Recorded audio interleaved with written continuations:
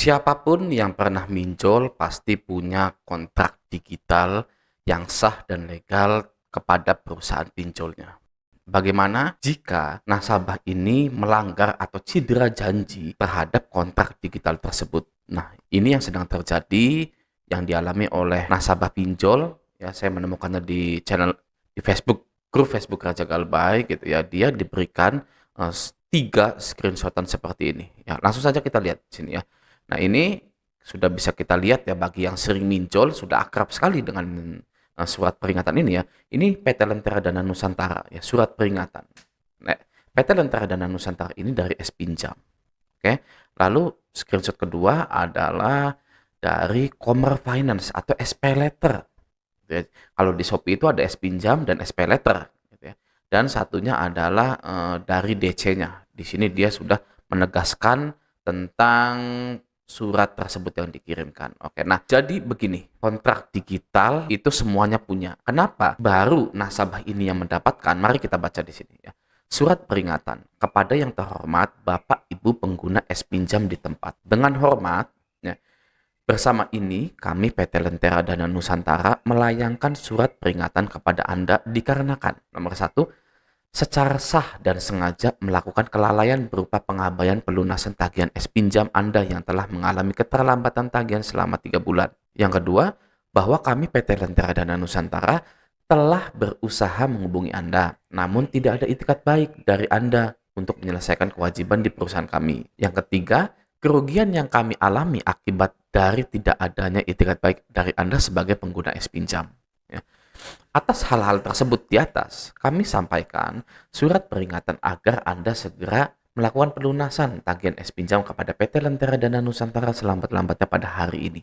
Apabila sampai waktu tersebut kami tidak kunjung mendapatkan pembayaran dari Anda, maka kami akan segera melakukan segala upaya untuk mendapatkan pelunasan dari Anda berupa 1. Menugaskan tim kolektor lapangan untuk melakukan penagihan langsung ke alamat Anda. 2. Mengalihkan proses penagihan kepada pihak ketiga. 3. Melanjutkan proses hukum lebih lanjut oleh manajemen kami. 4. Melaporkan Anda sebagai nasabah wan prestasi disilik OJK. Demikian surat peringatan ini kami sampaikan untuk agar dapat segera Anda tindak lanjuti. Hormat kami Head of Collection.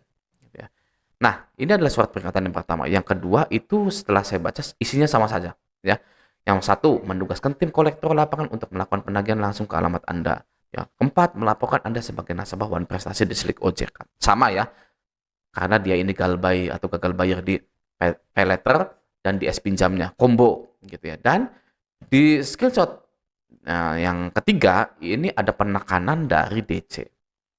Ya, kita baca dulu. Surat peringatan atau somasi hari ini sudah terbitkan untuk Anda yang sampai sekarang belum juga melakukan pelunasan. Surat tugas penagihan sedang kami proses dan akan diberikan ke tim kolektor lapangan untuk proses pengambilan dana secara langsung ke alamat Anda sesuai domisili KTP terdaftar di aplikasi. Selanjutnya, di sini tertulis Anda mengikuti peraturan atau kontrak digital dengan perusahaan kami yang sah dan legal.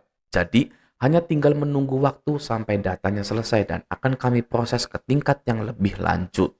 Laporan pembayaran Anda sudah kami validasi. Debitur yang melanggar ketentuan yang diatur dinyatakan telah melakukan prestasi dan akan ditindak secara tegas sesuai dengan peraturan perusahaan.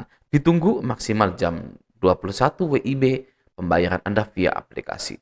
Sudah ada dananya hari ini untuk dibayarkan?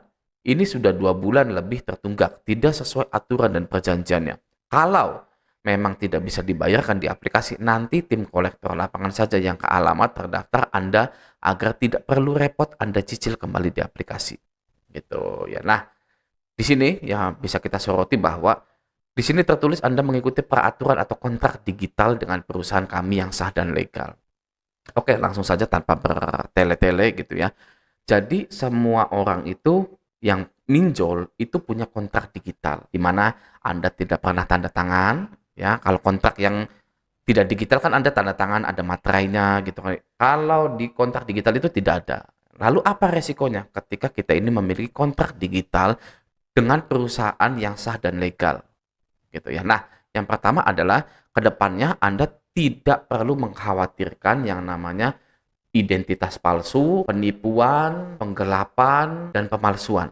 Ya, jadi jika ada yang menagih kepada Anda lalu bilang Anda telah melakukan penipuan, pemalsuan, penggelapan, maka itu tidak bisa karena kita sudah memiliki kontrak digital dengan perusahaan yang sah dan legal. Ya, sah secara hukum dan legal. Jadi tidak mungkin sesuatu yang sah dan legal itu isi di dalamnya itu adalah data palsu, penggelapan dana, tidak mungkin. Itu yang pertama. Lalu yang selanjutnya adalah ketika Anda sudah mendapatkan kontrak digital dengan perusahaan yang sah dan legal, resikonya adalah 4 ini yang sudah diberikan di surat peringatan ini, yang sudah ditulis di dalam surat peringatan ini. Yang pertama, menugaskan tim kolektor lapangan untuk melakukan penagihan langsung ke alamat Anda. Apa sih artinya jika Anda ini didatangi oleh tim kolektor? Yang artinya adalah tadi, hutang Anda itu jelas, legal, tidak pemalsuan, tidak penggelapan dana. Kalau misalkan Anda itu penggelapan dana, memalsukan KTP, yang datang itu bukan tim kolektor, tapi polisi. Ya, karena Anda sudah memalsukan dokumen negara. Nah, lanjut nomor 2, mengalihkan proses penagihan kepada pihak ketiga. Apa yang terjadi ketika data Anda itu masuk ke pihak ketiga? Ya, yang terjadi adalah penagihan akan semakin intens dan bisa dibilang akan semakin keras. Ya, kenapa namanya pihak ketiga? Karena tugas mereka, tugas dari pihak ketiga adalah menagih, bukan marketing, bukan mencairkan dana seperti S-Pinjam dan SP Letternya. Ya, kalau pihak ketiga itu fokus pada penagihannya. Jadi, nanti ketika Anda ditagih dengan keras, kondar Anda dimaki-maki gitu ya. Tidak usah baper, tidak usah takut ya. Karena itu adalah bagian dari kontrak digital Anda. Yang terpenting adalah hutang Anda sah, tidak ada pemalsuan, tidak ada penggelapan dana. Oke ya. Nah, nomor 3, melanjutkan proses hukum lebih lanjut oleh manajemen kami. Nah, pinjaman online itu memiliki template-template penagihan yang tidak bisa Anda tebak. Contohnya seperti ini, melanjutkan proses hukum lebih lanjut oleh manajemen kami. Apa proses hukumnya? Ya, kok tidak rinci? Gitu kan ya. Nah, itu sengaja dilakukan oleh pinjol agar Anda bingung. Setelah bingung, apa yang terjadi jika Anda tidak menemukan jawabannya? Ketakutan. Ya, takut muncul. Setelah Anda bingung itu, kita ini diketawain oleh pinjol guys sebenarnya kalau Anda mau tahu. Bener loh, ya. Pinjol itu menertawakan kita karena kita itu tidak berpikir kritis, manut-manut seperti budak. Ya, Anda pasti sering dengar berita pinjol kurang modal, ya kan? Tapi balik lagi ada lagi modalnya, ya kan? Menurut Anda kenapa seperti itu? Bukan karena pinjol ini kuat, guys ya, tapi karena pinjol-pinjol itu yang kurang modal itu mencari investor lainnya karena mereka percaya bahwa orang-orang Indonesia ini masih bisa ditakut-takuti, dibodoh-bodohi, dibudak-budaki, ya, dan ditertawai. Ya, kalau di negara lain seperti Cina, Eropa, ya, ini tidak akan ada hal seperti ini, guys. Ya, karena bisa masuk penjara orang yang mengirim seperti ini. Ya, ini seperti ancaman begini. Ya, itu yang ketiga, ya. Nah, melanjutkan proses hukum lebih lanjut ini tidak diketahui, ya. Padahal sih gampang, ya kan? Yaitu adalah denda yang terus berjalan. Itu proses hukum, guys, ya. Proses hukum yang sudah ada di aturannya OJK, sudah ada di hukumnya OJK. Oke, itu. Nomor 4, melaporkan Anda sebagai nasabah wan prestasi di Slik OJK. Nah, ini sanksi administratif. Ya, kontrak digital. Ya.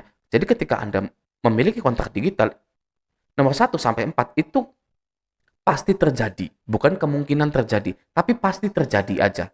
Ya, walaupun nomor 1 ya, Shopee pinjam SP Letter, S-Pinjam itu tidak ada DC lapangan ya. Jadi kita sebagai orang yang gagal bayar itu harus siap semuanya, guys, ya. Keempat-empat ini itu. Gitu. Oke, nah kita akan bahas yang di sini lagi. Ya, di sini ya. DC atau pinjol ini bilang akan kami proses ke tingkat yang lebih lanjut. 1. Ya, yang kedua, akan ditindak secara tegas sesuai dengan peraturan perusahaan. Nah, ini adalah contoh ya bahwa penagihan itu hanya bermain-main dengan psikologi Anda. Ya, kalau orang yang benar-benar ingin memproses hukum Anda, itu akan dirincikan guys di sininya. Contohnya begini guys, ya. Kira-kira lebih takut mana? Anda diancam seperti ini ya. Hati-hati Anda kalau pulang kerja, saya akan ada di belakang Anda ya.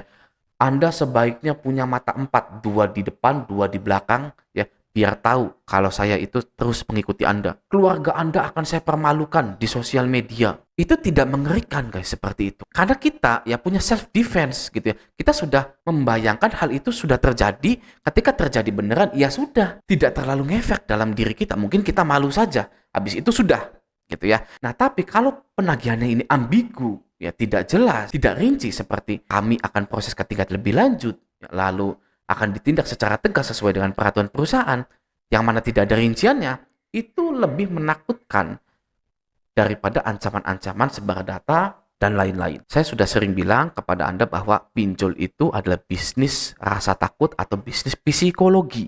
Ya, tanpa psikologi atau tanpa rasa takut yang masyarakat Indonesia ini miliki, pinjol itu sudah bubar dari tahun 2021. Tapi karena masyarakat Indonesia ini terlalu baik, terlalu tulus hatinya gitu ya, nggak mau dianggap jelek gitu kan, pinjol subur. Ya, ada orang licik, orang jahat yang memanfaatkan hal tersebut. Oke, kalau misalkan pinjol-pinjol ini di negara Cina, ya kan, yang orangnya berani-berani, di negara Eropa yang orangnya berani-berani, itu nggak laku pinjol-pinjol seperti ini. Ya, karena mereka tidak bisa ditakut-takuti. Ya, nah saya pertegas lagi, ya, yang bertanggung jawab adanya hutang di pinjol, hutang-hutang masyarakat Indonesia di pinjaman online adalah OJK. Karena OJK mengizinkan pinjol-pinjol ini beredar di Indonesia. OJK harus menanggung semuanya. Oke? Nah, semoga video ini bermanfaat. Sampai jumpa di video selanjutnya.